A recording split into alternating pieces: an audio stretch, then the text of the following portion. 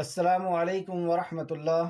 الحمد للہ ان الحمد للہ نحمده ونستعینه ونستغفر ونعوذ باللہ من شرور انفسنا ومن سیئات اعمالنا من يهده الله فلا مضل له ومن يضلل الله فلا هادي له واشهد ان لا اله الا الله واشهد ان محمدا عبده ورسوله رب اشرح لي صدري ويسر لي امري واحلل عقدة من لساني يفقهوا قولي رب زدني علما رب آمین یا رب العالمین۔ ہر قسم کی تعریف اور شکر اللہ رب العزت کے لیے لائق اور زیبا ہے، جو ہم سب کا خالق، مالک، مربی اور منتظم ہے، جو ساری کائنات کو وجود بخشنے والا، ہر مخلوق کی حفاظت کرنے والا اور ہر مخلوق کی ضرورتوں کا پورا کرنے والا ہے۔ ہر قسم کی تعریف اور ہر قسم کا شکر اس کے لیے لائق اور زیبا ہے۔ درود و سلام ہوں انبیاء اکرام پر، خصوصاً نبی مکرم رحمت للعالمین امام الانبیاء محمد صلی اللہ علیہ وسلم پر۔ اللہم صلی وسلم علی نبینا محمد۔ معزز سامعین اکرام، آج ہم سورہ آل عمران کی آیت نمبر 33 سے کلاس رہے گی۔ اس میں آج ہم ایک عظیم واقعہ جو عبرتوں سے، نصیحتوں سے بھرا ہوا ہے، جس میں ایک عظیم قربانی کا ذکر ہے۔ اللہ رب العزت سے دعا ہے کہ اللہ رب العزت اس واقعے کو، اس عبرت اور نصیحت کو ہمیں سمجھنے کی صحیح طور پر، یعنی قرآن کی روح سے، صحیح احادیث سے، سلف کے اقوال سے سمجھنے کی ہمیں توفیق عطا فرمائے، ہمیں اس پر ایمان دے اور اس کی نصیحتوں اور وصیتوں پر، نصیحتیں قبول کرنے کی اللہ ہمیں توفیق دے۔ انبیاء علیہ السلام کے قصص اللہ رب العزت کیوں بیان فرماتا ہے؟ سورہ یوسف کے آخر میں اللہ نے فرمایا اس سے عبرت حاصل کرنے، تو ہمیں اللہ رب العزت اس سے عبرت حاصل کرنے کی توفیق عطا فرمائے۔ اعوذ باللہ من الشیطان الرجیم۔ اے اللہ، ہم تیری پناہ میں آتے ہیں شیطان سے۔ اے اللہ، تو شیطان کے مکر و فریب سے ہمیں بچا لے کہ وہ تیرے دین سے، تیرے کلام سے اور تیری پاکیزہ تعلیم سے ہمیں دور کر دے۔ بسم اللہ الرحمن الرحیم۔ اللہ کے نام سے جو رحمان اور رحیم ہے۔ اس عظیم کام کو ہم اللہ رب العزت کے نام سے شروع کرتے ہیں، جو بڑا مہربان اور بار بار رحم فرمانے والا ہے۔ ان اللہ اصطفیٰ آدم و نوح و آل ابراہیم و آل عمران علی العالمین۔ بے شک اللہ نے آدم کو، نوح کو اور آل ابراہیم اور آل عمران کو تمام جہانوں میں سے نبوت کے لیے چن لیا تھا یعنی نبوت اور رسالت کے لیے اللہ سبحانہ و تعالیٰ نے اپنے دین کی خدمت کے لیے چن لیا تھا۔ 4 معزز نام لیے گئے، 3 اولو العزم پیغمبروں کے ساتھ آل عمران کا بھی نام لیا۔ تو یہ عمران کون ہے جن کا نام 3 بڑے بڑے نبیوں کے ساتھ لیا جا رہا؟ دیکھتے ہیں۔ بے شک اللہ نے آدم علیہ السلام، اللہ تعالیٰ نے آدم کو منتخب فرمایا، ان کو اور ان کی اولاد کو زمین پر خلیفہ بنایا، انہیں اپنے فرشتوں سے سجدہ کرایا۔ مطلب آدم علیہ السلام کو سجدہ کروایا اللہ نے اپنے فرشتوں سے، انہیں تمام چیزوں کے نام سکھائے، یعنی انہیں علم عطا کیا، انہیں اپنی جنت کا وارث بنایا، پھر حکمت اور مصلحت کے پیش نظر انہیں زمین میں آباد کی۔ ارشاد باری تعالیٰ ہے سورہ بقرہ آیت نمبر 30، بے شک میں زمین میں ایک جانشین بنانے والا، ایک نائب بنانے والا۔ دوسری جگہ اللہ فرماتا ہے سورہ بقرہ آیت نمبر 31 کے اندر، اور آدم کو سب کے سب نام سکھا دیے، یعنی اللہ نے آدم کو علم عطا فرمایا، علم سے فضیلت عطا فرمائی، علم کے ذریعے۔ اور اسی طریقے سے سورہ کہف آیت نمبر 50 میں فرمایا، اور جب ہم نے فرشتوں سے کہا کہ آدم کو سجدہ کرو، تو یہاں پہ سارے فرشتے مراد ہیں، جبرائیل، میکائیل، اسرافیل، سارے فرشتوں سے اللہ رب العزت نے کہا کہ سجدہ کرو، تو انہوں نے سجدہ کیا مگر ابلیس، یعنی ابلیس نے نہیں کیا۔ سورہ کہف آیت نمبر 50۔ یہ آپ کا اعجاز اور اکرام۔ سورہ اعراف آیت نمبر 19 میں اللہ رب العزت نے فرمایا، اور اے آدم، تو اور تیری بیوی اس جنت میں رہو، یعنی جنت کا وارث بنا دی، بس دونوں کھاؤ جہاں سے تم چاہو۔ ایک حدیث میں یہ، جیسے میں نے آپ کو سورہ بقرہ، سورہ کہف اور سورہ اعراف میں سے آدم علیہ السلام کا مقام اور مرتبہ بتایا، ان سب کو ملا کر کے رسول کریم صلی اللہ علیہ وسلم نے بیان فرمایا، جسے امام بخاری اور مسلم نے روایت کی۔ سیدنا انس رضی اللہ عنہ بیان کرتے ہیں، رسول اللہ صلی اللہ علیہ وسلم نے فرمایا، قیامت کے دن لوگ آدم علیہ السلام کے پاس جائیں گے اور عرض کریں گے، آپ تمام انسانوں کے باپ ہیں، اللہ تعالیٰ نے آپ کو اپنے ہاتھ سے پیدا کی، اللہ آپ کے جسم میں اللہ تعالیٰ نے اپنی روح پھونکی، یعنی اپنا حکم داخل کی۔ روح کیا ہے؟ قل الروح من امر ربی، یہ آپ سے روح کے بارے میں سوال کرتے ہیں، اس سے کہہ دیجئے اللہ کا امر ہے۔ آگے حدیث میں اللہ تعالیٰ نے فرشتوں کو حکم دیا کہ آپ سجدہ کریں تو انہوں نے آپ کو سجدہ کیا، یہ بھی اعجاز۔ اور اللہ نے آپ کو جنت میں رہنے کی جگہ دی اور آپ کو تمام چیزوں کے نام سکھا دیے۔ بخاری شریف حدیث نمبر 3340، مسلم شریف حدیث نمبر 193، 193۔ تو ایک ایسے انبیاء کا ذکر جو ساری آدم ذات کے باپ ہیں، اللہ نے اپنے ہاتھ سے بنایا، آپ کے آنے کے پہلے آپ کا ذکر کیا، آپ کو علم عطا کیا، سارے فرشتوں سے سجدہ کرایا، جنت میں جگہ عطا فرمائی۔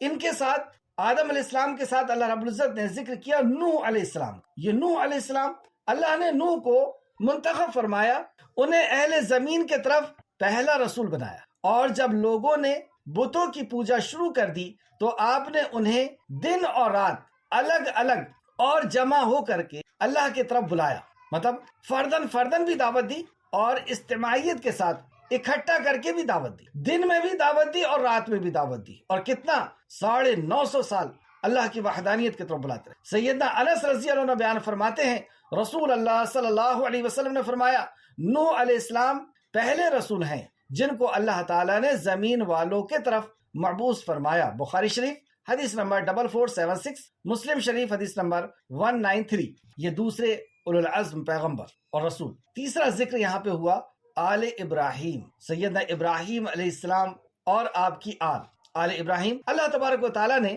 آل ابراہیم کا انتخاب فرمایا، انتخاب یعنی منتخب کی، سلیکٹ کیا۔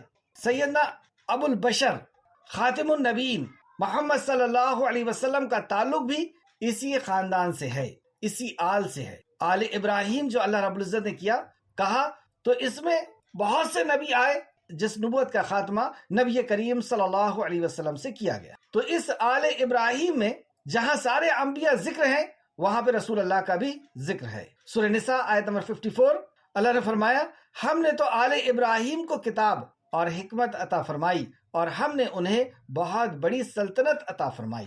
تو ایسے کئی نبی ہوئے جنہیں نبوت اور رسالت کے ساتھ ساتھ اللہ رب العزت نے سلطنت یعنی بادشاہت بھی عطا فرمائی۔ اور فرمایا سورہ حدید آیت نمبر 26 کو آپ دیکھ لیں۔ ان کے بعد آل عمران کا ذکر، اللہ تعالیٰ نے آل عمران کو منتخب کیا۔ اس عمران سے مراد عیسیٰ علیہ السلام کی والدہ مریم علیہ السلام کے والد ہیں، یعنی یہاں عمران جو ہیں یہ مریم علیہ السلام کے والد ہیں، جو سیدنا ابراہیم علیہ السلام کی اولاد میں سے ہی ہیں۔ سورہ مریم آیت نمبر 58 میں اللہ نے فرمایا، یہ وہ لوگ ہیں جن پر اللہ نے انعام یعنی نبوت میں سے آدم کی اولاد سے اور ان لوگوں میں سے جنہیں ہم نے نوح کے ساتھ سوار کیا اور ابراہیم اور اسرائیل کی اولاد سے۔ یہاں اتنی ڈیٹیل بتانے کا مقصد میرا یہ تھا کہ یہ عمران آل عمران کے ساتھ اور اس نام کے ساتھ اللہ رب العزت نے اس سورت کا نام رکھا۔ یہ عمران ایک ایسی شخصیت جو بیت المقدس کے امام ہیں۔ یہ ابن جریر رحمۃ اللہ علیہ فرماتے ہیں، تفسیر ابن کثیر جلد نمبر 1 صفحہ نمبر 616،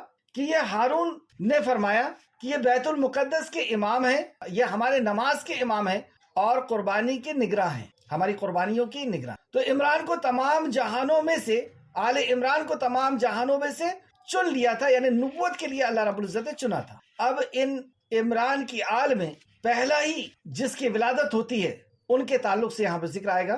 یہ ایک دوسرے کی اولاد تھے اور اللہ خوب سننے والا اور جاننے والا ہے۔ جب عمران کی بیوی نے کہا، عمران کی بیوی حضرت حنہ نے کہا، اے میرے رب، بے شک میں نے منت مانی ہے کہ جو بچہ میرے پیٹ میں ہے وہ تیرے لیے وقف ہے، یعنی دنیا کے کام سے میں اس کو آزاد کرتی۔ حضرت حنہ تفسیر ابن کثیر جلد نمبر 1 صفحہ نمبر 609، یعنی یہ عمران کی بیوی، یہ ایک ایسی خاتون تھی جنہیں حمل قرار نہیں پاتا تھا، یعنی انہیں بچے نہیں ہوتے تھے، حمل قرار نہیں پاتا تھا، یہ پریگننٹ نہیں ہو پاتی۔ انہوں نے ایک دن ایک پرندے کو دیکھا جو اپنے بچے کو اپنے منہ سے کھانا کھلا رہا تھا، تو انہیں بھی بچے کی خواہش پیدا ہوئی اور انہوں نے اللہ تعالیٰ سے دعا کی کہ انہیں بھی ایک بچہ عطا فرما۔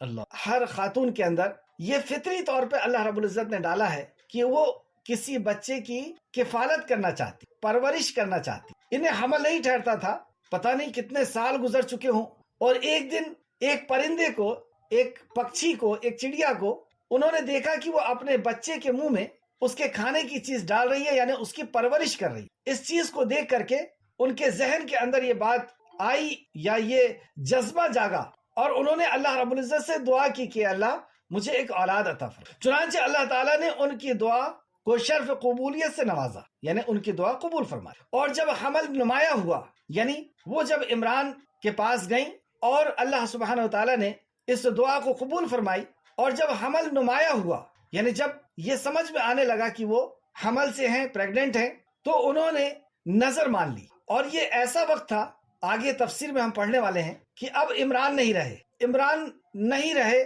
یعنی وہ انتقال ہو گیا، تو یہ بچہ اس ماں کے لیے کتنا قیمتی تھا، اس کا سہارا تھا، اس کے بڑھاپے کا بھی سہارا تھا۔ اور اس حالت میں کہ یہی ایک بچہ ہے جو ان کا وارث بھی ہے، ان کا سہارا بھی ہے، اس حالت میں وہ کیا کہہ رہی ہیں کہ اے اللہ جو میرے پیٹ میں ہے میں اس کو نظر کرتی ہوں، یعنی دنیا کے کام سے اس کو آزاد کرتی ہوں اور تیری عبادت کے لیے، تیرے دین کی سربلندی کے لیے اس کو وقف کرتی۔ یہ ہے قربانی۔ ہم نے کیا دیا اس دین کو؟ وہ یہ سمجھ رہی ہیں کہ مجھ سے زیادہ ضرورت میرے اس بچے کی دین کو ضرورت ہے، کنیسہ کی خدمت، یعنی بیت المقدس کی خدمت، لوگوں کے لیے رہنمائی کے لیے اور دین کو آگے تک پہنچانے کے لیے اس بچے کی ضرورت ہے۔ اس کے والد جا چکے ہیں، جو امام تھے، جو نمازوں کے امام تھے اور قربانیوں کے نگراں تھے، انہیں اپنی ضرورت نہیں سمجھ میں آ رہی، اپنے اوپر انہوں نے دین کو ترجیح دی اور کہتی ہیں اے میرے پروردگار، بے شک میں نے منت مانی ہے،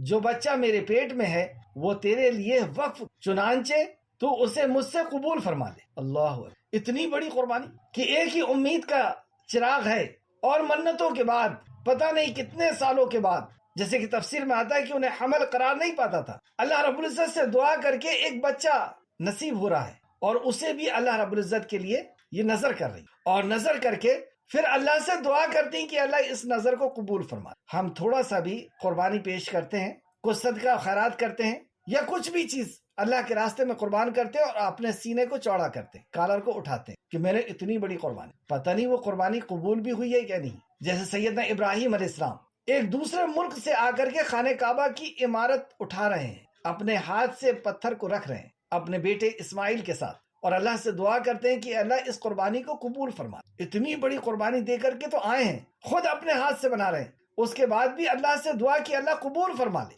تو ہم جو بھی نیکیاں کرتے ہیں وہ نیکی کے لیے ہم اللہ سے دعا کریں کہ اللہ اس نیکی کو قبول فرما لے۔ اس پہ ہم اکڑ نہیں سکتے، کیونکہ وہ نیکی کرنے کی توفیق بھی اللہ رب العزت نے دی، اور اس نیکی تک پہنچنے کی توفیق بھی اللہ کی طرف سے۔ تو یہ بہت بڑی نصیحت یہاں پہ ملتی ہے کہ وہ کہتی ہیں کہ اے اللہ، سب سے پہلی نصیحت تو یہ کہ انہوں نے اپنی ذات پر مقدم رکھا، یہ مریم کے پہلے، اور ہر کسی، خیر یہ تو انبیاء ہیں، ہر کسی معزز شخصیت کے پیچھے اگر آپ دیکھیں تو ایک ماں نظر آتی، ایک بہترین تربیت کرنے والا نظر آتا۔ تو مریم کے پیچھے کون ہے؟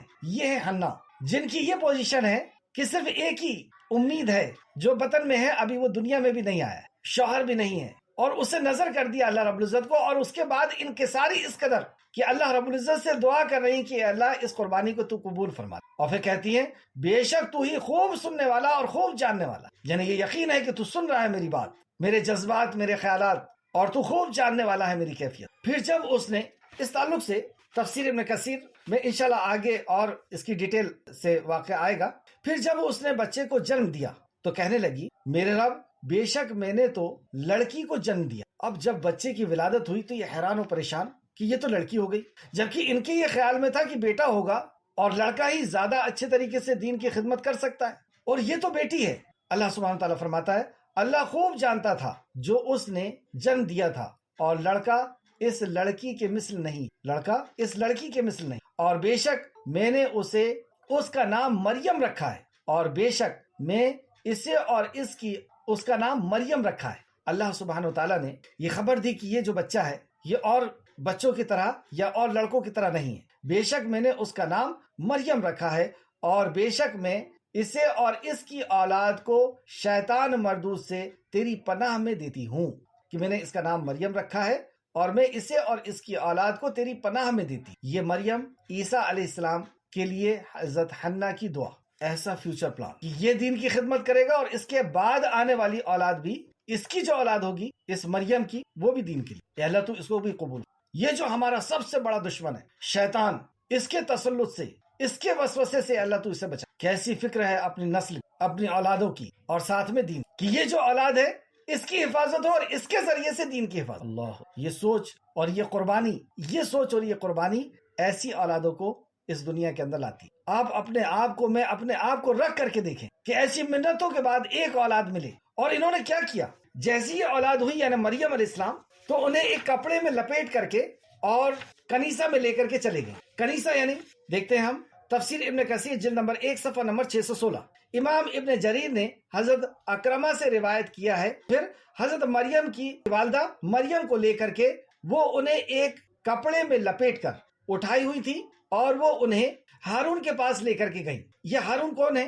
ان کا بیت المقدس میں ویسی ہی حیثیت ہے جو بیت اللہ کے دربانیوں کی ہوتی، یعنی یہ بیت المقدس میں لے کر کے، اور وہاں کے دربانی، وہاں کے محافظ ہارون کو انہوں نے دی۔ وہ ان سے کہنے لگی کہ یہ نظر کی ہوئی بچی کو لے لو۔ وہاں پہ پہنچ کر کے جب یہ لپٹی ہوئی تھی کپڑے میں، اور کہا کہ یہ نظر کی ہوئی بچی کو لے لو، میں نے اسے آزاد کر دیا، یعنی میں نے اپنے آپ سے اسے آزاد کر دیا، یہ میری بیٹی ہے۔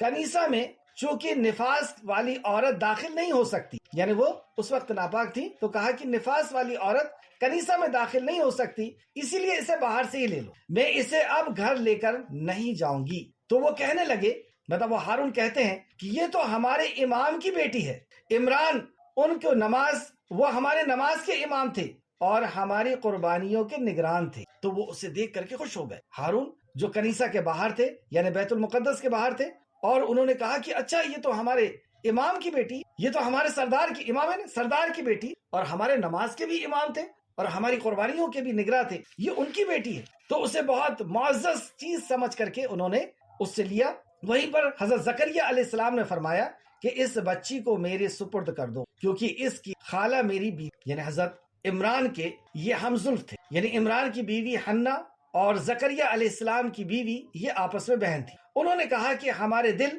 نہیں چاہتے کیونکہ یہ ہمارے امام کی بیٹی ہے۔ مطلب وہاں پہ جو دوسرے عالم بیٹھے ہوئے تھے، جو دوسرے عبادت گزار لوگ بیٹھے ہوئے تھے، انہوں نے کہا کہ ہمارا جی نہیں چاہتا کہ ہم اس بچی کو آپ کی کفالت میں دے دیں، یہ تو ایک عظیم شخصیت ہمارے امام کی بیٹی، عمران کی بیٹی۔ تو اس موقع پر انہوں نے اپنی اپنی قلموں سے قرآن اندازی کی، جس سے وہ تورات لکھا کر، اس قلم یعنی پین، اس قلم کی قیمت یہاں پہ بتائی گئی۔ اور اس قلم کی قیمت کیوں ہو گئی؟ کیونکہ اس سے تورات لکھا کر، آسمانی کتاب لکھا۔ تو جس قلم کی قیمت ہو گئی تو اس ہاتھ کی کتنی قیمت ہوگی جو آسمانی کتاب کو لکھا۔ اللہ ہم سب کو توفیق عطا فرمائے۔ یہ آپس میں ایک طریقے کا جھگڑا کرنے لگے کہ ہم اس کی کفالت کریں۔ اللہ جب قربانی قبول فرماتا ہے تو کس انداز میں قبول فرماتا کہ ایسے معزز لوگ وہ آپس میں لڑ رہے ہیں اس کی کفالت کی، اور جس میں ایک انبیاء بھی ہے، اور وہ اپنے آپ کو زیادہ مستحق کہنے کے لیے کیا کہتے ہیں کہ یہ میری بیوی اس کی خالہ ہے، یعنی یہ میری بیوی زیادہ مستحق ہے اس کی کفالت کی، اور یہی ہماری شریعت میں بھی ہے۔ بہرحال دوسری ایک اور روایت میں ملتا ہے کہ یہ لوگ اپنی کلمے لے کر کے نہر اردن میں پہنچے، اردن ایک دریا میں پہنچے، اور کہا کہ ہم اپنی کلموں کو ڈالیں گے، اور اللہ رب العزت کی طرف سے جس کے تقدیر میں کفالت ہوگی اس عظیم بچی، اس کی قلم رک جائے گی، یعنی دریا کا پانی جس طرف بہ رہا ہے اس طرف وہ قلم نہیں بہے گی، وہ وہیں رک جائے گی جس کو کفالت کرنی ہوگی۔ تو زکریا علیہ السلام کی جو قلم تھی وہ رکنا تو بہت دور کی بات ہے، وہ الٹے ڈائریکشن میں آنے لگی، یعنی الٹے سمت میں، جس طرف دریا کا پانی بہ رہا تھا ادھر نہ بہ کر کے الٹے سمت میں آنے لگی۔ تو لوگ سمجھ گئے کہ اللہ رب العزت کی طرف سے اسے منتخب کیا گیا ہے،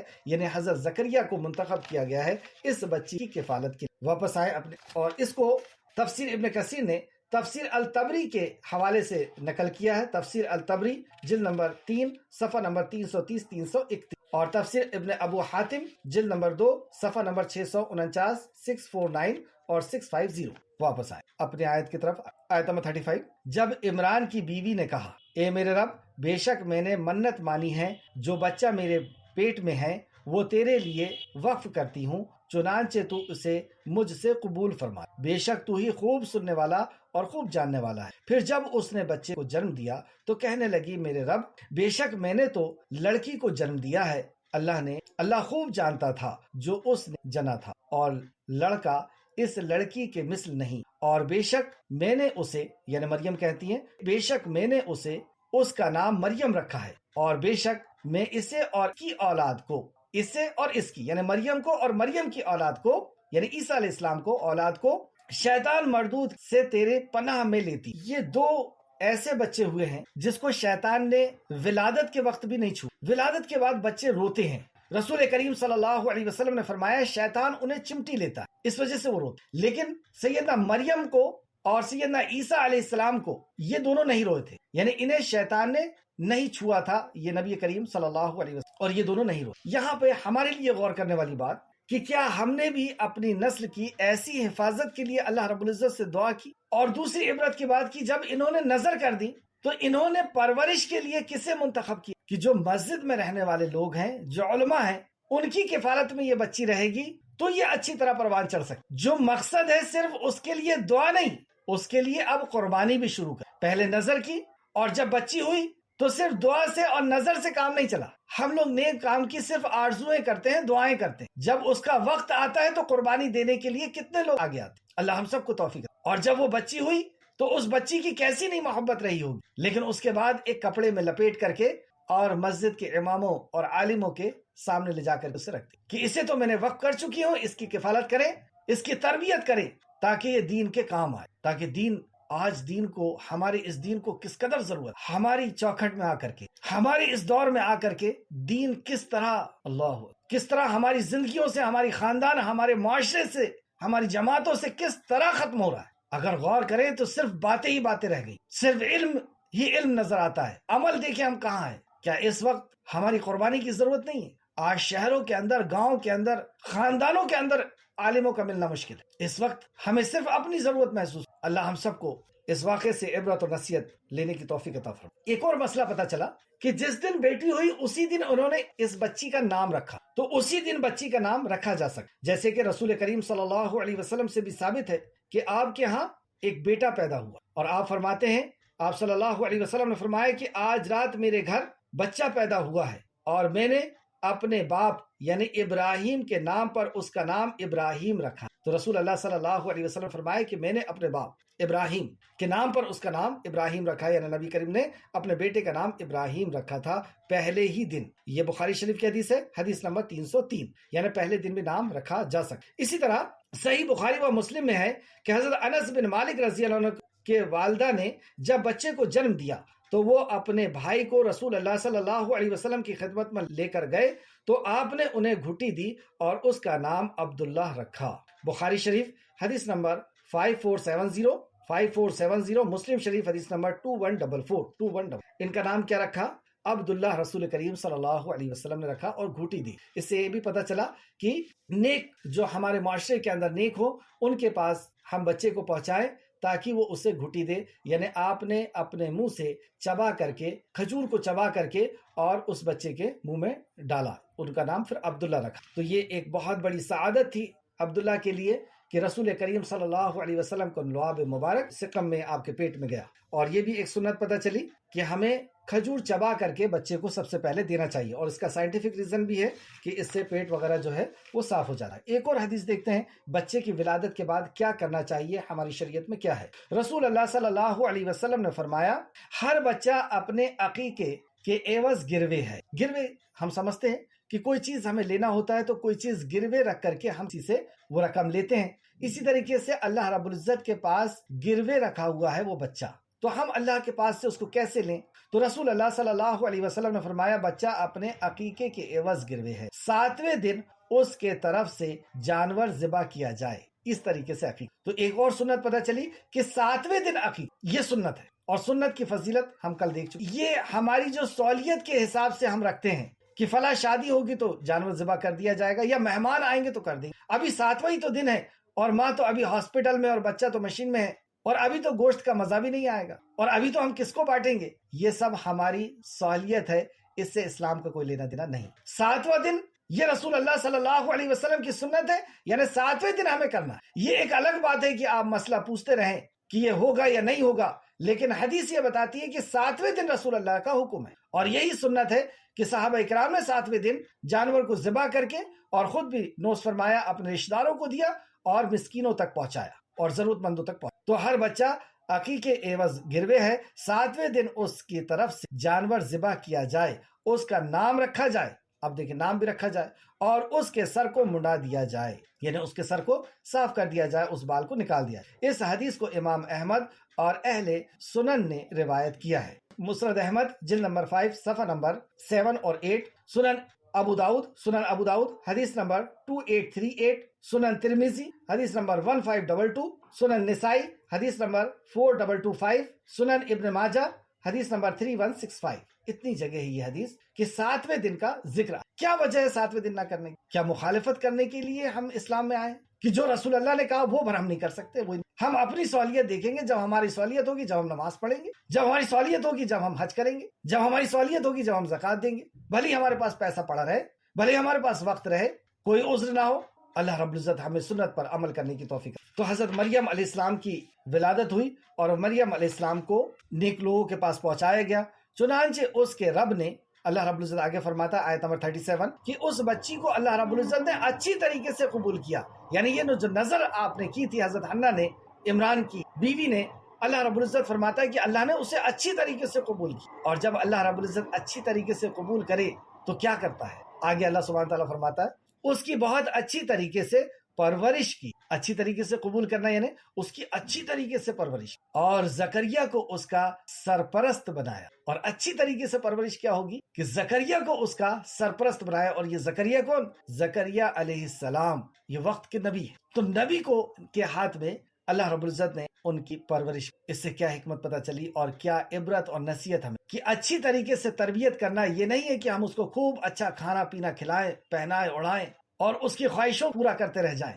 اچھی پرورش کا مطلب اچھی تربیت ہے، اور اچھی تربیت اچھے لوگوں کے پاس ہو۔ اچھی تربیت کے لیے اچھے استاد کو منتخب کرنا، اچھی تربیت کے لیے اچھی شخصیت کو چننا ہوتا جو اس خاتون نے چنا، اور اللہ رب العزت نے اس کو قبول فرمایا، اور اللہ رب العزت نے زکریا علیہ السلام تک اس بچی کو پہنچا، جو ہم آگے پڑھ چکے۔ زکریا علیہ السلام تک یہ کیسے پہنچی یہ ذکر آ چکا ہے، جو ہم نے صفحہ نمبر 616 کے حوالے سے پڑھا۔ اب جب یہ زکریا علیہ السلام کے پاس، اور ظاہر سی بات ہے کہ وقت کے نبی کے پاس اس سے اچھی پرورش اور کہاں ہو سکتی، تو ویسا ایمان بنا، ویسا تقوی اور طہارت آپ کی حاصل ہوئی۔ اور آگے اللہ سبحانہ تعالیٰ فرماتا ہے زکریا جب بھی محراب میں داخل ہوتے، محراب یعنی ایک خاص مقام جہاں پہ حضرت مریم اپنی پاک دامنی کے ساتھ اللہ رب العزت کی عبادت میں مشغول رہا کر۔ یہ ایک ایک لفظ کے اوپر اگر آپ غور کریں تو خواتین ہی زیادہ کلاس کے اندر رہتی ہیں، بے شمار اس کے اندر عبرتیں اور نصیحت۔ ابھی تو ہم حیران ہو جائیں گے مریم علیہ السلام کو سن کر کے، ان کی جو پرورش کے بعد انہوں نے جو قربانی پیش کی، اور پھر اس کے بعد جب عیسیٰ ملے تو ہم بڑے اجر یا بڑا جو ہے صلہ چاہتے ہیں، اس کے پیچھے بڑی قربانی بھی نظر آتی، اس کے پیچھے بڑی قربانی بھی ہو۔ اس اکلوتی بچی کو اللہ رب العزت کے لیے نظر کر دے۔ تو اب زکریا علیہ السلام کی جب وہ کفالت میں ہے اور بڑی ہوئی، اللہ فرماتا ہے زکریا جب بھی محراب میں داخل ہوتے تو اس کے پاس کچھ کھانے پینے کی چیزیں دیکھتے۔ دوسری روایتوں میں آتا ہے کہ غیر موسم کے پھل بھی دیکھ، کھانے پینے کی چیزیں بھی دیکھ۔ تو جب زکریا علیہ السلام نے محراب میں جا کر کے اس کھانے پینے کی چیزوں کو دیکھا تو وہ کہنے لگے اے مریم تیرے پاس یہ کہاں سے آیا؟ مطلب کفیل تو میں ہوں، کفالت تو میرے ذمہ ہے، اور محراب میں کوئی آتا جاتا بھی نہیں۔ اس سے یہی پتہ چلا نا، اس لیے تو تعجب سے پوچھ رہے ہوں کہ یہ کہاں سے آیا۔ مطلب آپ جانتے ہیں کہ یہ ایک ایسی پاک دامن بچی ہے کہ اس کے محراب میں اور کوئی نہیں آتا، کوئی نہیں آتا، اس وجہ سے آپ پوچھ رہے ہیں کہ یہ کہاں سے آیا۔ اگر کوئی بھی محرم غیر محرم آتا جاتا ہوا ہوتا جیسے ہمارے گھروں کے اندر ہوتا ہے تو یہ پوچھنے کی نوبت نہیں۔ پتہ ہے کوئی کسی کا بھی فون آتا جاتا ہے، کوئی بھی آتا جاتا ہے، کوئی لحاظ نہیں ہے اس میں، لیکن یہ ایسی پاک دامنی ہے کہ یہ کہہ رہے ہیں کہ یہ پھل کہاں سے آ گیا۔ وہ کہنے لگی یہ اللہ کے طرف سے آیا، ولایت کا یہ مقام کہ یہ اللہ رب العزت کی طرف سے آیا، بے شک اللہ جسے چاہتا ہے بے حساب رزق عطا فرماتا۔ اس کی تفسیر ہم کل کی کلاس میں پڑھ کہ اللہ ملکیت ہے ساری دنیا اور اللہ رب العزت کی بادشاہت ہے، تو یہ اللہ رب العزت کے پاس سے آتا ہے، اللہ جسے چاہتا ہے بے حساب رزق عطا فرماتا، تو یہ اللہ رب العزت کی طرف سے انہیں رزق دیا جاتا ہے۔ جیسے بنی اسرائیل کے تعلق سے ہم نے پڑھا کہ ان کو من و سلوہ دیا جاتا۔ مریم علیہ السلام کے تعلق سے میں نے ایک حدیث آپ کو بتائی تھی کہ مریم اور عیسیٰ علیہ السلام کی جب ولادت ہوئی ان دونوں کو شیطان نے نہیں چھوا اور یہ روئے نہیں۔ یہ بخاری شریف کی حدیث ہے، حدیث نمبر 4548۔ حضرت ابو ہریرہ رضی اللہ عنہ سے روایت ہے کہ رسول اللہ صلی اللہ علیہ وسلم نے فرمایا ہر بچہ جب پیدا ہوتا ہے تو شیطان اسے چھوتا ہے اور شیطان کے اس چھونے کی وجہ سے بچہ روتا ہے، ہاں البتہ حضرت مریم اور ان کے بیٹے حضرت عیسیٰ علیہ السلام شیطان کے چھونے سے محفوظ رہے۔ یہ حدیث بیان کرنے کے بعد حضرت ابو ہریرہ رضی اللہ عنہ فرماتے ہیں کہ اگر تم چاہو تو یہ آیت کریمہ پڑھ لو، یعنی آیت نمبر 36، بخاری شریف حدیث نمبر 4548۔ آیت کو پھر سے دیکھیں، آیت نمبر 37، چنانچہ اس کے رب نے اس لڑکی کو اچھی طرح سے قبول فرما لیا اور اس کی بہت اچھی پرورش کی۔ اور اچھی پرورش کے تعلق سے نبی کریم صلی اللہ علیہ وسلم نے فرمایا کہ 2 بیٹیاں ہوں، 3 بیٹیاں ہوں اور اس نے اس کی اچھی طریقے سے تربیت کی تو وہ میرے ساتھ اس طرح ہوگا۔ اور پھر آپ نے ایک صحابی نے کہا کہ یا رسول اللہ جس کی 2 بیٹیاں ہوں، تو آپ نے کہا کہ جس نے اس کی اچھی طریقے سے تو اچھی طریقے سے پرورش کیسی ہوتی ہے؟ یعنی اس کی اچھی تربیت کرے، اس کی ضرورتوں کو پوری کرے، اور اس کی تربیت یعنی اس کو دین کا، اس کو عقیدے کا اور اس کو کتاب و سنت کا علم دے۔ تو یہاں پہ اللہ نے وہ بھی اشارہ کیا، اچھی پرورش کی اور زکریا کو اس کا سرپرست تو ہم بچے کو ایسا سرپرست دے، ایسا عالم دے، ایسے لوگوں کی سنگت دے کہ ہمارے بچے اس علم کو حاصل کر سکیں جو اللہ رب العزت نے اپنے کلام میں اور نبی مکرم کے فرمان میں نازل۔ زکریا کا جب بھی محراب میں داخلہ ہوتا تو اس کے پاس کچھ کھانے پینے کی چیزیں پاتے، وہ کہتے اے مریم تیرے پاس یہ کہاں سے آئی؟ وہ کہتی یہ اللہ کے طرف سے ہے، بے شک اللہ جسے چاہتا ہے بے حساب رزق عطا فرماتا۔ آیت نمبر 38، وہی زکریا نے اپنے رب سے دعا کی۔ اب جب زکریا علیہ السلام نے یہ بات سنی کہ اللہ رب العزت واقعی جسے چاہتا ہے بے حساب رزق عطا فرماتا ہے اور اللہ رب العزت اسے بغیر سیزن کے پھل دیتا ہے، بغیر کسی کے پہنچائے ہوئے، اور اللہ رب العزت ڈائریکٹ اس کے پاس جو ہے رزق پہنچاتا ہے، تو اللہ رب العزت تو ہر چیز پر قادر ہے، اور وہ وقت کے نبی بھی تھے اور انہی کی تربیت تھی۔ تو آپ نے کیا کہا؟ وہ زکریا نے اپنے رب سے دعا کی، کہا میرے رب مجھے اپنے پاس سے پاکیزہ اولاد عطا کر۔ اولاد نہیں مانگ رہے، پاکیزہ اولاد۔ پاکیزہ اولاد کیا؟ پاکیزہ یعنی نیک اولاد، گناہوں سے پاک، نیک اولاد عطا۔ بے شک تو ہی دعا سننے والا ہے، اپنے بعد اپنی امت کی فکر، اپنے بعد لوگوں کی فکر، اور اس فکر نے اولاد مانگا، اور اولاد اس لیے ہی تو نیک مانگ رہے۔ اچھا، یہاں پہ کئی چیزیں غور کرنے کی۔ پہلی چیز یہ کہ وقت کی ولی ہیں لیکن ان سے دعا نہیں کر، کہ اے مریم جیسے تم بغیر سیزن کے پھل بلوا لیتی ہو، بغیر کسی کے رزق تم ڈائریکٹ آسمان سے بلوا لیتی ہو، تو میرے لیے بھی بیٹا بلوا کرے دو۔ حالانکہ جو زندہ ہیں ان سے دعا کی درخواست کی جا سکتی، لیکن یہاں پر ایک نصیحت کی جا رہی ہے کہ وہ اللہ رب العزت سے دعا کر۔ اچھا، دعا بھی دوسری جگہ آتا ہے کہ چھپ کے دعا، کیونکہ لوگ سنیں گے تو ہنسیں گے، اس بڑھاپے میں ان کو لڑکا سوچ رہا ہے۔ دوسری بات ایک اور یہ پتہ چلی کہ وقت کے نبی ہیں لیکن محتاج اللہ رب العزت کی عطا کے، انہیں بھی اللہ سے مانگنا پڑا۔ تو وقت کے نبی کا یہ حال ہے تو ولی خود مختار کیسے ہو سکتے ہیں؟ جب وقت کے نبی ہمیں مانگ کر کے بتا رہے ہیں کہ تمہیں ضرورت ہو اولاد کی تو اللہ سے مانگو، اللہ ہی عطا کرنے والا۔ اب آگے دیکھ، وہ زکریا نے اپنے رب سے دعا کی، وہیں پر دعا کی کہ اے میرے رب مجھے اپنے پاس سے پاکیزہ اولاد عطا کر، بے شک تو ہی دعا سننے والا ہے۔ اب یہ اپنا عقیدہ بھی بتا رہے کہ میں ایسا توحید پر مجھے اس بات کا یقین ہے کہ اولاد عطا کرنے والا تو، بے شک تو ہی دعا کا سننے والا ہے، دعا تیرے علاوہ کوئی اور نہیں سن۔ تو یہ اپنے توحید کا وسیلہ لگانا چاہیے، جیسے یونس علیہ السلام لگائے تھے، لا الہ الا اللہ، تیرے علاوہ کوئی عبادت کے اور میں خطا کا، تو بے شک تو ہی دعا کا سننے والا۔ یقین ہے اللہ رب العزت کی ذات، اور عقیدہ بھی ہے کہ تیرے علاوہ کوئی اور نہیں۔ پھر جب وہ حجرے میں کھڑا تھا، نماز پڑھ رہا تھا، یعنی زکریا علیہ السلام پھر اپنے حجرے میں آ کر کے، اور جب نماز پڑھ رہے تھے تو نماز پڑھ رہا تھا تو فرشتے نے اسے آواز دی۔ اب اللہ رب العزت نے وہاں پہ فرشتے کو پہنچا، بے شک اللہ نے تجھے یحییٰ کی خوشخبری دی ہے، اللہ نے دعا کو قبول فرما۔ یقین ہے نا کہ اللہ تو دعا کو سننے والا ہے۔ اللہ رب العزت نے دعا کو سنا ہی نہیں، خوشخبری لے کر کے پہنچا دیا پہلے سے، ایڈوانس۔ اور فرشتہ اس وقت آیا جب آپ نماز کی حالت میں تھے، اور فرشتے نے آ کر کے کہا کہ بے شک اللہ تجھے یحییٰ کی خوشخبری سناتا ہے، بیٹے کی نہیں کہا، بیٹے کا نام رکھ کر کے پہنچا۔ اور وہ بیٹا کیسا؟ وہ اللہ کے ایک کلمے یعنی عیسیٰ کی تصدیق کرے گا۔ یعنی یہ جو یحییٰ ہیں یہ آگے چل کر کے ایک اور اللہ رب العزت کا بندہ آنے والا ہے، اللہ کا کلمہ آنے والا ہے، وہ اس کی تصدیق کرے گا، یعنی اس کی صداقت کے بارے میں بتائے گا کہ یہ واقعی اللہ کے رسول ہیں، کیونکہ وہ معجزاتاً طور پہ پیدا ہوں گے بغیر باپ کی۔ تو یہ بچہ ایسا ہے کہ وہ اس کی تصدیق کرے گا، اس کی صداقت کی گواہی دینے والا ہے یہ یحییٰ۔ تو اللہ رب العزت نے ان کی دعا کو قبول فرمائی اور خبر پہنچائی فرشتے کے ذریعے سے کہ اللہ رب العزت انہیں اولاد دینے والا ہے، اور اس کا نام اللہ رب العزت نے یحییٰ رکھا ہے۔ اور ان کے اس دنیا میں آنے کے مقصدوں میں سے ایک مقصد کہ وہ عیسیٰ علیہ السلام کی تصدیق۔ زکریا نے کہا، اب جب یہ خبر پہنچی، یہ بشارت سنی زکریا علیہ السلام نے، تو زکریا علیہ السلام بھی حیران ہو گئے۔ زکریا نے کہا، اے میرے رب میرے ہاں لڑکا کیوں کر ہوگا جبکہ میں خود بوڑھا ہو چکا ہوں اور میری بیوی بھی بانجھ ہے؟ تو پھر دعا کیوں؟ آپ کی بڑھاپے کے تعلق سے سورہ مریم کے اندر اس واقعے کو بہت ڈیٹیل سے پڑھنے والے ہیں. یہ اس قدر بوڑھے ہو گئے تھے کہ ان کے سر کے بال بھڑک اٹھے تھے، یعنی سفید ہو چکے تھے. بوڑھے لوگوں کو آپ نے دیکھا ہوگا کہ کمر جو ہے وہ اکڑ جاتی، وہ تھوڑا سا جھک جاتے بڑھاپے کی وجہ. تو یہ اس طریقے سے بڑھاپے کی وجہ سے جھک گئے تھے، بوڑھے ہو گئے. اور کہتے ہیں کہ اور میری بیوی بھی بچے کی صلاحیت نہیں رکھتی. تو پہلے سے بھی صلاحیت نہیں تھی اور اب وہ بڑھاپے کی حالت میں بھی پہنچ گئی. دونوں طرف سے صلاحیت پہلے سے بھی صلاحیت نہیں تھی اور اب تو اور ختم ہو گئی، اور میرا تو یہ حال ہے. پھر دعا کیوں کی؟ یہ بات تو پہلے ہی پتا تھی، کیونکہ آپ جانتے تھے کہ میں جس سے دعا کر رہا ہوں وہ اسباب کا محتاج نہیں. یہ بات آپ کے ایمان کا پتہ دے. جو بندہ اللہ رب العزت کی معرفت جس کو حاصل ہو جاتی ہے وہ اللہ رب العزت سے اسی انداز میں پکارتا ہے. وہ یہ نہیں دیکھتا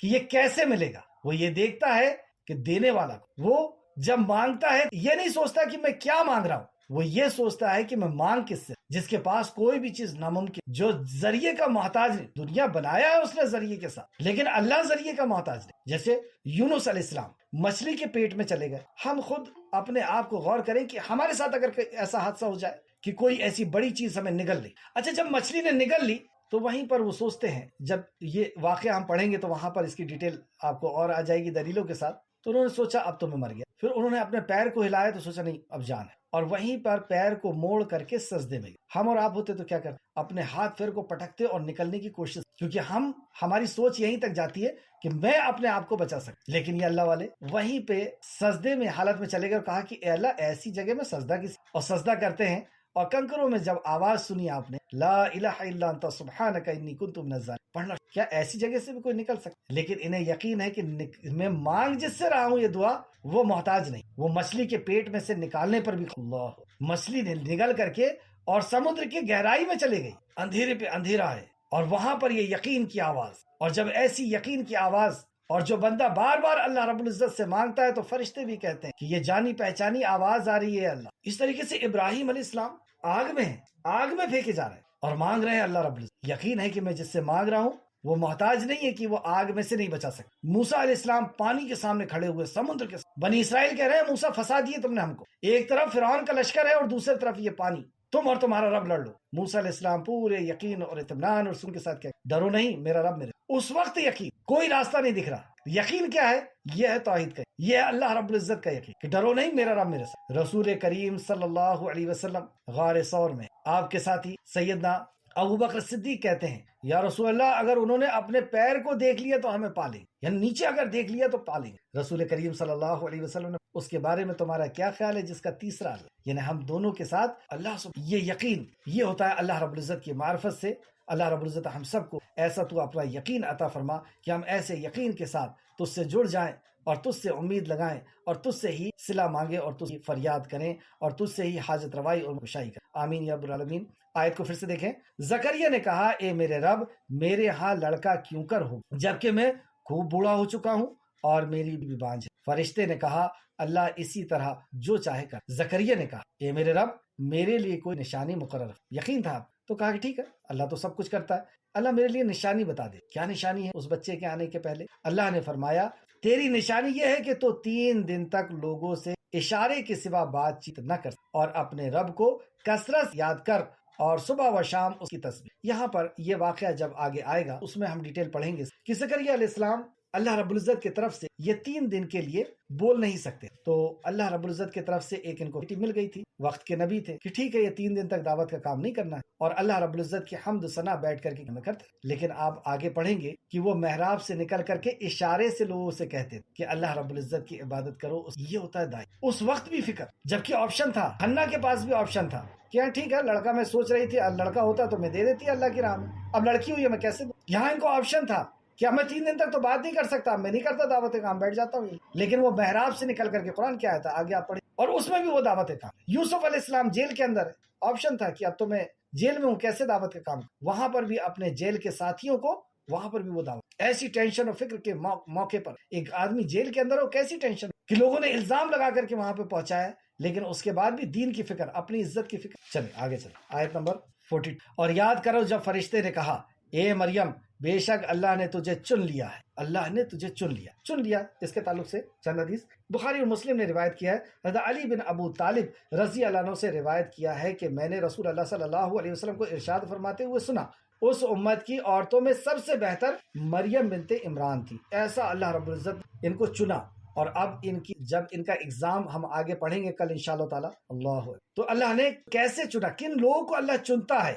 کیسی قربانیاں پیش کرنے والوں کو، تو اللہ رب العزت نے انہیں چنا۔ رسول اللہ نے فرمایا اور امت کی عورتوں میں، اور اس امت کی عورتوں میں سے بہترین خدیجہ بنت خویلد، خدیجہ نبی کریم صلی اللہ علیہ وسلم کی بیوی اور ہماری ماں حضرت خدیجہ، ان کو اللہ رب العزت، بخاری شریف حدیث نمبر 3432 مسلم شریف نمبر 24323، اور یہی آج ابھی وقت ختم ہو گیا، ورنہ میں بتاتا کہ حضرت خدیجہ کیسی خاتون تھی۔ بہرحال آگے دیکھیں گے۔ ایک اور حدیث دیکھتے ہیں۔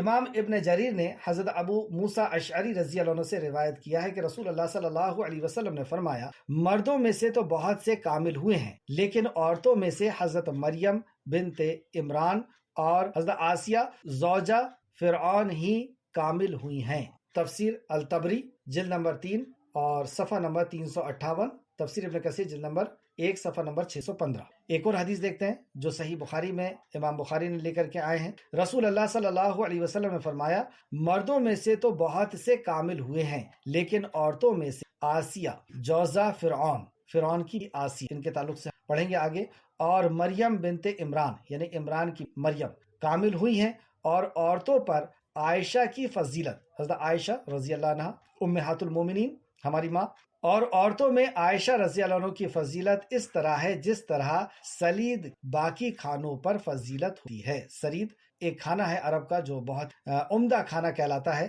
تو ایسے پورے کھانوں کے اوپر اس کو جیسی فضیلت ہے، ایسی ساری عورتوں پر ماں عائشہ صدیقہ رضی اللہ عنہ فضیلت ہے۔ بخاری شریف حدیث نمبر 3411۔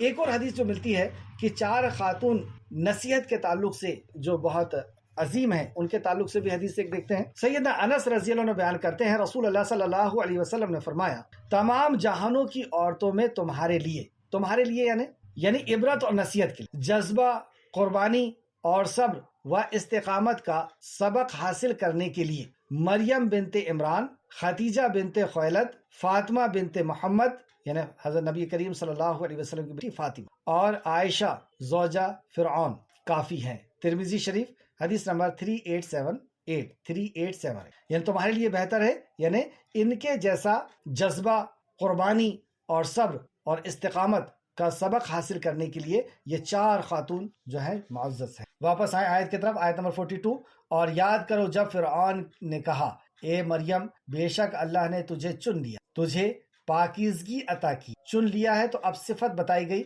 اور خاتون کے لیے سب سے پہلی صفت، حضرت مریم علیہ السلام کے لیے سب سے پہلی جو صفت لائی گئی وہ یہ صفت۔ مائیں بہنیں اگر اللہ رب العزت کے پاس مقام چاہتی ہیں تو یہاں پر یہ عبرت کی بات ہے کہ سب سے پہلے جو ان کی صفت بتائی گئی وہ کیا ہے۔ پھر سے دیکھیں، اور یاد کرو جب فرشتے نے کہا، اے مریم بے شک اللہ نے تجھے چن لیا ہے اور تجھے پاکی عطا کی ہے، چن لیا ہے اور تجھے پاکیزگی، یہ ہے پاکیزگی جو ظاہری اور باطنی پاکیزگی، شرک سے، بدعات سے، خرافات سے، اور اپنی عظمت کی، اپنی عزت کی، اپنی پاکدامنی کی، ہر چیز کی پاکیزگی، اور دنیا بھر کی عورتوں میں سے تجھے منتخب کر لیا، یہ اللہ رب العزت آیت نمبر 42 میں، اور دنیا بھر کی عورتوں میں تجھے منتخب کر لیا، یہ فرشتے نے آ کر کے خبر۔ اب اللہ رب العزت یہاں پہ پچھلی بات کو بیان فرما رہا ہے، اے مریم اپنے رب کی فرما برداری کر۔ اب جب اللہ رب العزت نے تجھے چنا ہے تو کیا کرنا ہے، اور اے مریم تو اپنے رب کی فرما برداری کر۔ اب فرما برداری میں سارا دین آ گیا، پھر سلم میں، اسلام میں پورے کے سجدہ کر، دوسرا حکم دیا سجدہ کر، اور رکوع کرنے والوں کے ساتھ رکوع کر۔ آج کی کلاس کی آخری آیت، اے نبی کریم صلی اللہ علیہ وسلم یہ غیب کی خبریں جو ہم آپ کے طرف وحی کر رہے ہیں، آپ عالم الغیب، غیب کی خبریں اللہ جتنی چاہتا ہے اتنی نبی کریم صلی اللہ علیہ وسلم کو خبر دے۔ اے نبی یہ غیب کی خبریں ہیں جو ہم آپ کے طرف وحی کر رہے، اور آپ اس وقت ان کے پاس موجود نہ تھے جب وہ اپنی کلمے ڈال رہے، یعنی جب وہ کون کفالت کرے گا مریم کی اس بات کے لیے لڑ رہے تھے، اور آپس میں وہ کلمے جو ڈال رہے تھے، اس وقت یا رسول اللہ آپ وہاں پر موجود، جو یہ بدعقیدگی رکھتے ہیں کہ ہمارے فلاں یہاں پر دیکھ رہے ہیں کہ ہم اس حال میں ہیں، وہ سن رہے ہیں ہماری بات کو، وہ دیکھ رہے ہیں، انہیں یہ جاننا چاہیے کہ سید البشر نبی کریم صلی اللہ علیہ وسلم، امام الانبیاء رحمت للعالمین، اللہ رب العزت کے بعد رسول کریم صلی اللہ علیہ وسلم کا مقام و مرتبہ ان کے بارے میں کہ وہ اللہ کی صفت میں لیس کمثلہ شیء، اللہ کے مثل کوئی نہیں۔ تو یہ اللہ رب العزت کی صفت ہے کہ وہ ہر وقت جب وہ مریم علیہ السلام کی کفالت کی وجہ سے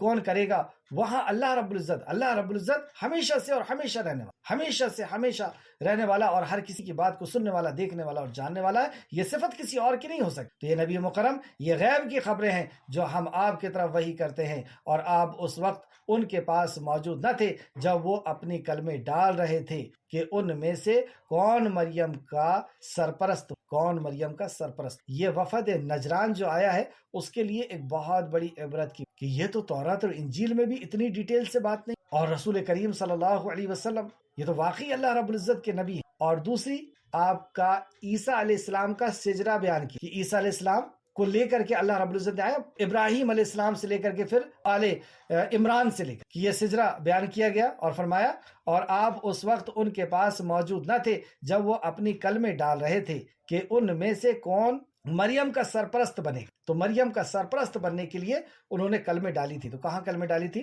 اس دریا میں، اور نہ آپ اس وقت ان کے پاس تھے جب وہ باہم جھگڑا کر رہے تھے۔ اس وقت آپ وہاں پہ نہیں تھے جب وہ باہم جھگڑا کر رہے تھے۔ یہ آیت نمبر 44۔ اس سے پتہ چلا کہ جب کسی معاملے کا نتیجہ نکالنا ہو تو قرعہ اندازی کی جا سکتی۔ اس کے تعلق سے میں کل آپ کو کچھ حدیثیں بتاؤں گا قرعہ اندازی کے تعلق سے۔ نبی کریم صلی اللہ علیہ وسلم بھی جب سفر میں جایا کرتے تھے تو اپنے امہات المومنین میں سے کسی کو لے کر کے جانا ہوتا تھا تو اس کے لیے بھی قرعہ اندازی کیا کرتے تھے، اور بھی دوسرے مقام میں اس کا سلسلہ ملتا ہے۔ آخر میں اللہ رب العزت سے دعا ہے کہ اللہ آج کے اس واقعے میں جو ہمیں عبرت اور نصیحت کی باتیں ہم نے سنی، جو قربانی اور سنی، اللہ اس کے اوپر ہمیں غور و فکر کرنے کی، اس سے نصیحت حاصل کرنے کی اللہ ہمیں توفیق عطا فرما۔ اے اللہ جب تک زندہ رکھ، ایمان و اخلاص اور عمل صالح کے ساتھ ہمیں زندہ رکھ، اور ہمارا خاتمہ بالخیر فرما، نیکوکاروں کے ساتھ ہم شمار فرما۔ آمین یا رب العالمین۔ السلام علیکم ورحمۃ اللہ وبرکاتہ۔